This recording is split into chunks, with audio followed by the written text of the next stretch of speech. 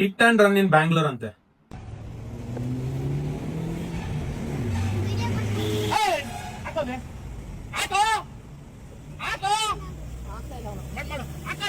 Mostly ಆ ಲಾರಿಯವನ್ನ hit and run ಮಾಡಿರ್ಬೇಕು. ಇತ್ತೀಚೆಗೆ ಬ್ಯಾಂಗ್ಳೂರಲ್ಲಂತೂ ಹಿಟ್ ಅಂಡ್ ರನ್ ಅಂತೂ ಹೆವಿ ಅಂದ್ರೆ ಹೆವಿ ಆಗ್ತಿದೆ. ಆಲ್ರೆಡಿ ಯಾವ್ದೋ ವೆಹಿಕಲ್ ಗುದ್ದಿರ್ಬೇಕು, ಅದಕ್ಕೆ ಕೇಸ್ ಮಾಡ್ತಾವ್ರೆ.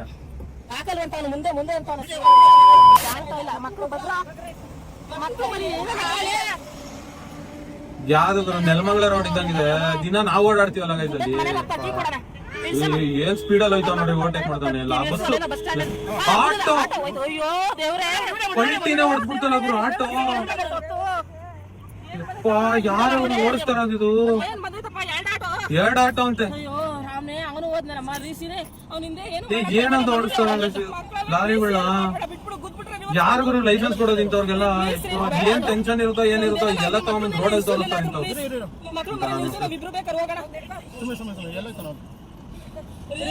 ಮಾಡಲ್ಲ.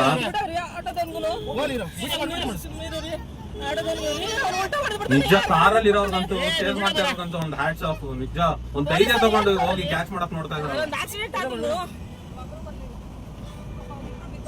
ಎರಡು ಆಟೋ ಪಲ್ಟಿನೇ ಹೊಡೆದ್ಬಿಡ್ತವ್ರು ಆಟೋ. ಯಪ್ಪ ಅವನೇನ್ ಬದುಕಿದಾನ ಏನು ಗೊತ್ತಿಲ್ಲ. ನಿಜ ನಾವ್ ನೆಟ್ಟಿಗಿದ್ರು ಆಚೆ ಜನ ನೆಟ್ಟಿಗಿರಲ್ಲ ಅಂತಾರಲ್ಲ. ಇದೆ ಅಲ್ಲಿ ನೋಡಿ ಎಲ್ಡ ಸೈಡ್ ಗುದ್ಬಿಟ್ಟು ಆರಾಮಾಗಿ ಓಡಿಸ್ಕೊಂಡು ಹೋಯ್ತಾನಲ್ಲ.